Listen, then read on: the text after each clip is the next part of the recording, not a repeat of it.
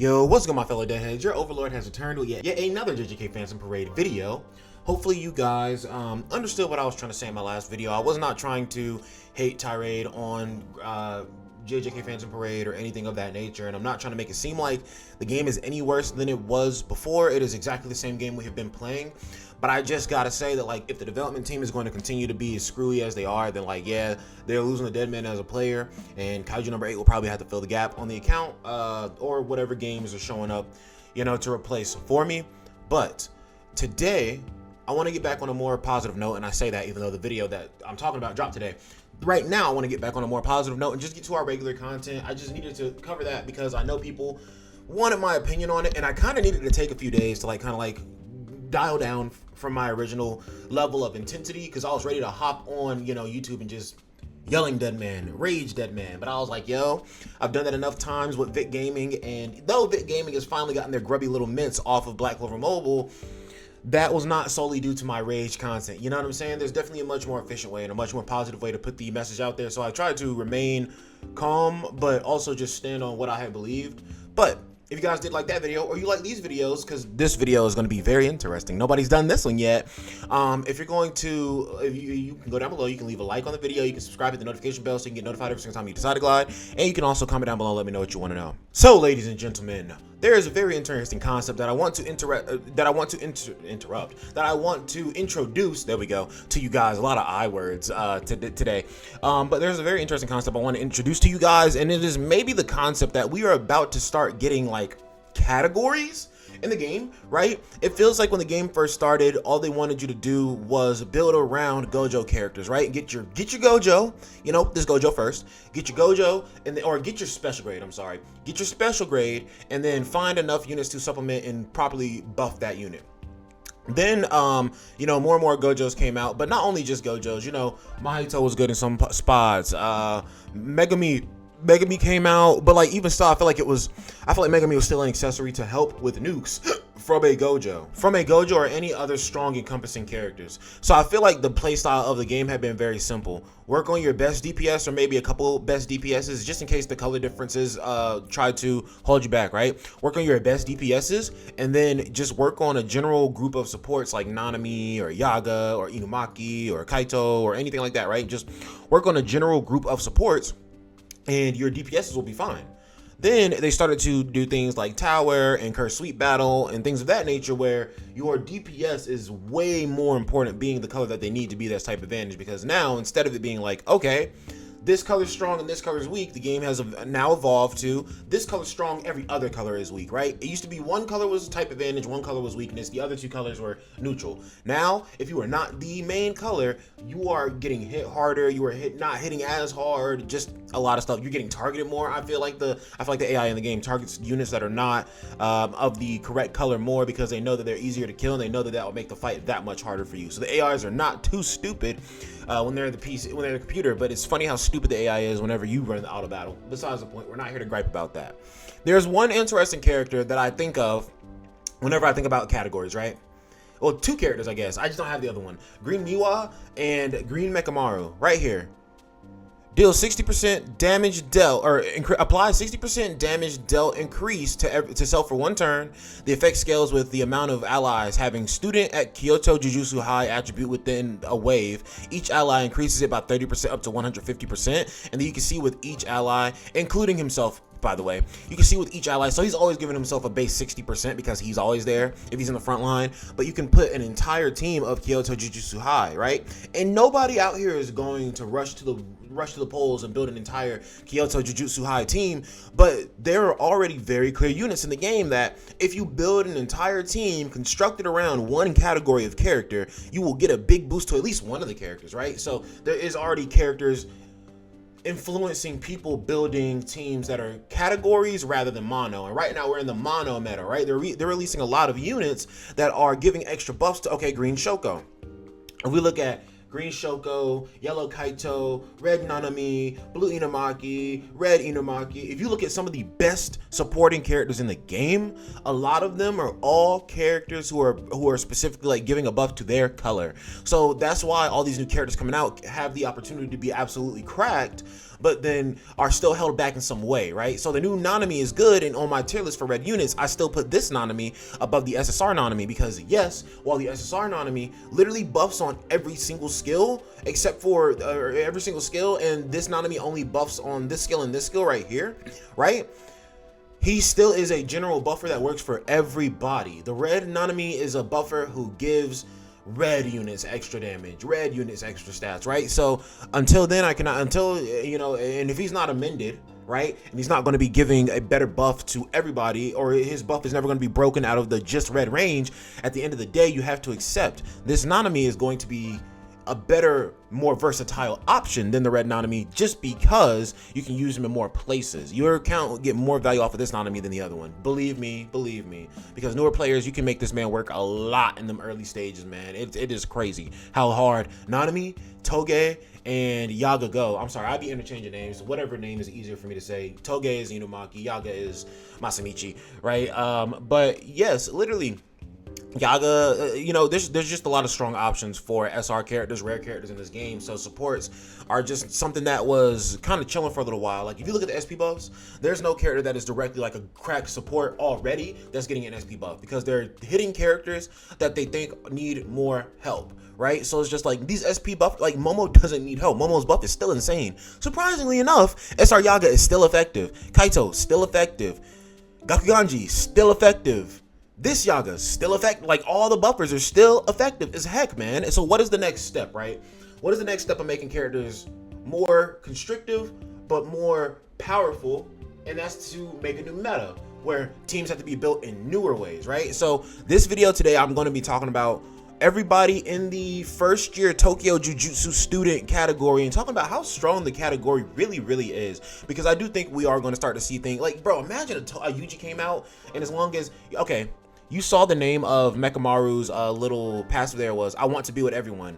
Bro, how many times have you seen in the JJK series that Yuji has felt absolutely alone, absolutely hopeless, and then somebody comes up to help him fight, and then he remembers like, oh yeah, like I'm not alone, right? Do you know how many times we can have a Yuji come out with a passive that says I'm not alone, and the more Yuji could be all around too, because yes, Yuji was not loved by everybody. A lot of people said fuck Yuji because he was a curse, right? But like, okay, you got Gojo over here trying to protect Yuji. You got Megumi and Nobata trying to protect Yuji. You got Maki, and I won't say Maki and Toge and Panda are highly attached to Yuji, but like they saw worth in him and saw him as an asset that should be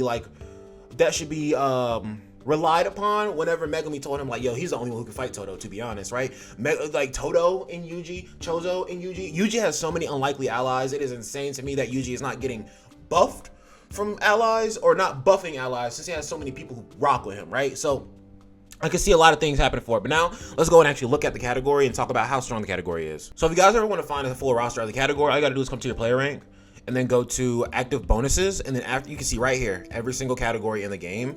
And this, before, I think that you can, as long as it says target overview, that means you have a character in the category and you can view the entire category. So for a very long time, I could not view the sorcerer killer category, but now I can because I do have my Toji. But let's go ahead and take a look. First year at Tokyo Jujutsu High. So as of right now, with my leveling up, I'm giving those units specifically an extra 1,320 HP, 396 physical technique, and curse technique. So if we look at the entire roster here, the dead man is actually only missing green Nobata. So once I get her, I'll have this complete roster, and you know, I'll probably be more confident to run through and test on this category. But this might sound crazy. I think that this category is lacking really hard. It needs a lot of help, because you're looking through this right now, right? And you can see some of the best DPSs in the game, or some of what would have been the best DPS in the game, right? Yuta used to be thought as like one of the best DPS in the game. Now he kind of fucking sucks. It is what it is, right? You got Maki over here, who Rain uses, you know, Rain makes her useful in different places. I'm not saying that she's like a top tier unit. I'm saying that if you need to make her work, she can work. I've seen it proven by somebody who already has every other character that's better than her. So like, why would he even go through the effort to try and prove that to y'all, man? Just putting in the extra work for y'all. Red Nobara is an absolutely incredible debuff, or absolutely incredible DPS. Yellow Nobara is like, to each their own. I know there are certainly much better yellow DPSs, but like, if you are limited for options and you have Yellow Nobara, you have a fully SP buff. Like, somebody commented under one of my videos when I made my tier list on yellow units, and I was like, I said what? I said Yellow Nominee, nominee. I said maybe Yellow Nominee was better than Nobara. I can't remember. But then somebody commented and they were just like, bro, my Yellow Nobara can clear. Or maybe they were talking about Teen Gojo and they're like, bro, my Nobara can clear way harder. And I'm just like, okay, well, when your Nobara is A5, fully SP'd and full level 10 skills, because you had her in your account since the dawn of man, and Gojo got added to the standard banner recently, and he doesn't have as many dupes, and his skills aren't as worked on. Like, yes, like, I feel like people just say crazy stuff sometimes just to try and defeat your point, and it's just like, yes, the character has a capability to be stronger in reverse order on your, like, okay, cool. Everybody's not going to have a stronger Gojo because everybody's not as big of a Gojo fan as everybody, right? And somebody might have been Nobara stronger, or somebody just might have not summoned Gojo. That is okay for you to have your own personal experiences, but please do not mistake your personal experience for everybody's personal experience. Just because you do something does not mean everybody can do something. And I try to speak from a general perspective, but at the end of the day, there's not gonna be like a video I make that every single person who watches the video is just like, yes, that was agreeable, right? We're all our own people. We are all allowed to have our own opinions. This Megami is pretty good to like damage dealer, or everybody says he's a really good damage dealer. I think his damage is on the level of like, Green Gato, versus like, this Yuji or this Yuji or this Yuji. Where's the green Yuji? He's down here. Or this Yuji, right? I think all the Yujis probably hit harder than this man, but Megami was never a hit hard type of dude. He was a setup kind of guy. He's a smart, methodical kind of guy, right? Domain Megami is gonna have relevance into the game until they at this point, are they nerfing his domain? No, I think not. I mean, bro, when he SP buffs, the game is going to be re-terrorized by this man, right? So we have a really, really strong debuffer in this category. So if there was ever a mission that you needed to do, and you needed to assure that the enemy was going to be weakened in some way, shape, form, or capacity, you always have that.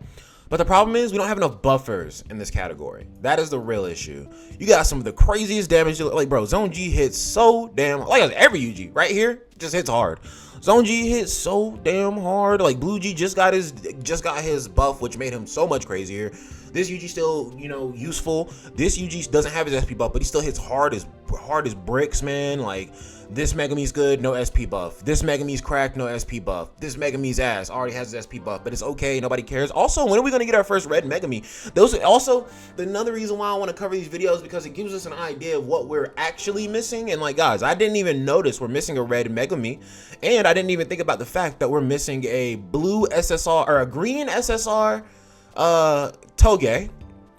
We now have a green, red, and blue SSR Maki, but no yellow Maki yet. So like, it's kind of giving you an idea, right, of like where we're missing some color gaps.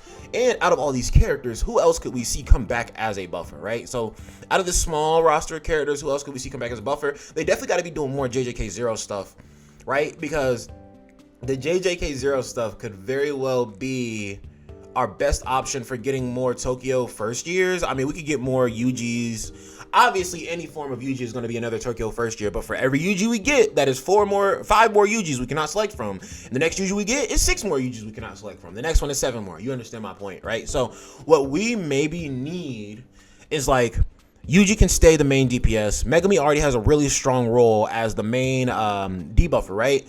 What we need is a really strong buffing Nobara. How will we get a strong buffing Nobara? Like, okay, maybe we get a Nobara that's like, you're not alone, right? Because you remember when Yuji was boxing Mahito in the tunnel in Shibuya, right? He's doing all this shit against Mahito, it's not working, and then Mahito is caught off guard for a second whenever Nobara hits his clone and does a soul resonance, which hits the main Mahito. Then Yuji starts raw dogging that man, right? But he's just like, thanks, Nobara. So I'm just like, there could be a we're stronger together, like Nobara or something like that. I don't know, right? Because this Nobara is based off of when her and Yuji did the combo Black Flash. This Nobara is based off of when they fought that first curse, and literally her first curse ever in Roppongi.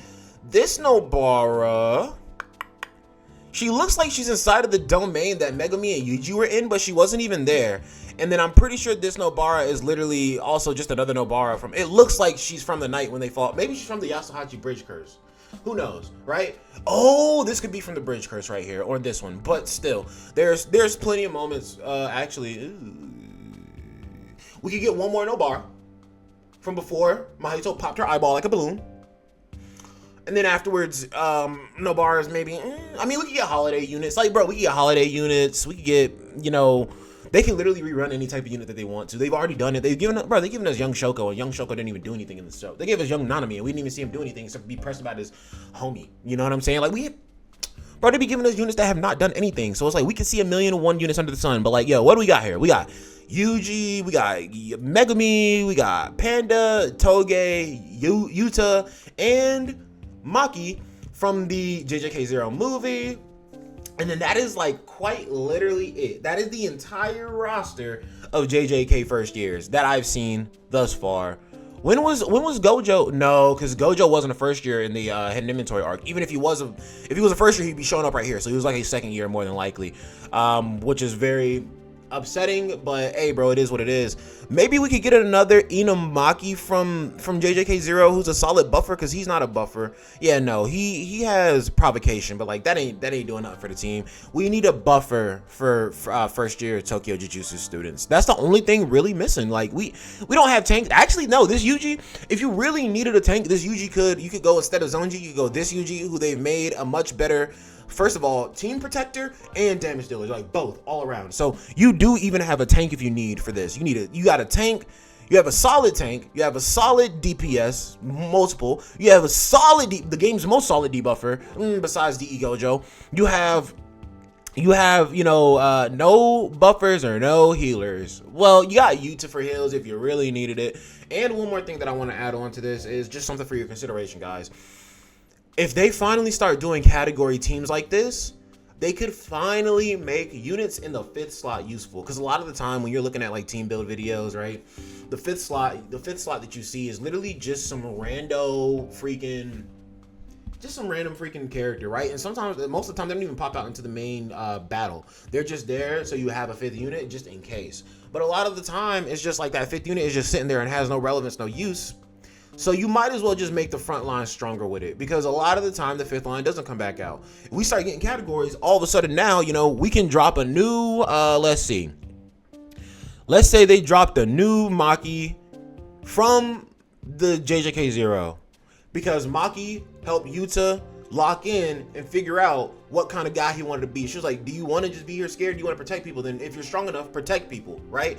That was Maki. So Maki could literally be somebody who just buffs first year Jujutsu technical high students, right? And she could just do that from the back line, and her skills could be absolute dog shit. They do units like that in 7 Deadly Sins Grand Cross. Their skills are absolute dog shit, but as long as they're in the back line, they're useful. That's how it goes, man. Like, their damage isn't that good, their effects aren't that good, but if they're in the back, they just have a passive, and that's the whole relevance. Like, at that point, if Billy wants to really be cheesy with the characters they're dropping, at that point, they could just drop characters that are really bad, but people are still summoning for them anyway, just because they're just like, yo, I need, and guys, I know anybody watching it's like, no, Deadman, don't give them a suggestion, but I'm just like, bro, they're already thinking on the bottom of the barrel grime tier. Did you not see my last video, bro? Go check it out. But they're already thinking bottom of the barrel grime tier shit. So it's just like, were they not already gonna do this anyway? And if they do it, I'd rather fully benefit from it than partially benefit from it. And we would fully benefit if we had 5th slot units who were giving passives to the front line, because now that is just an extra thing that we're doing to power up our units. But yeah, we just need a buffer. I really think that first year Jujutsu High just needs a buffer. Like, the teams can be a little wonky sometimes, because like, let's not even talk about mono and category. That's a bit too much. Like, bro, you're telling me green Yuji, green Megami, who actually, that's a pretty solid combo, and then green Nobara, but then there's no green buffer, no green tank, no green nothing. Like, you can bring Yuta, but then he's not green, right? So it's just like, you gotta like start considering these things, and we gotta start looking over these things to figure out how they're going to supplement these things. Or maybe they don't do a full mission where it's like you have to have a full first year's team, because like, the first years are first years for a reason. They are new to the school. They have a lot to learn. So it's just like, theoretically, if you think about it in real life, the first years wouldn't have that many techniques to be able to just support each other. If you see the best outcomes in a lot of situations for the first years is when higher level people are there as well to assist them, because they still need experience. They still need to figure out the battlefield of humans versus curses, right? So yeah, a buffer, and maybe, I mean, is this Panda, I'm not trusting this man as a D, but it looks like he wants to do damage. Yeah, I'm not trusting this man as a tank.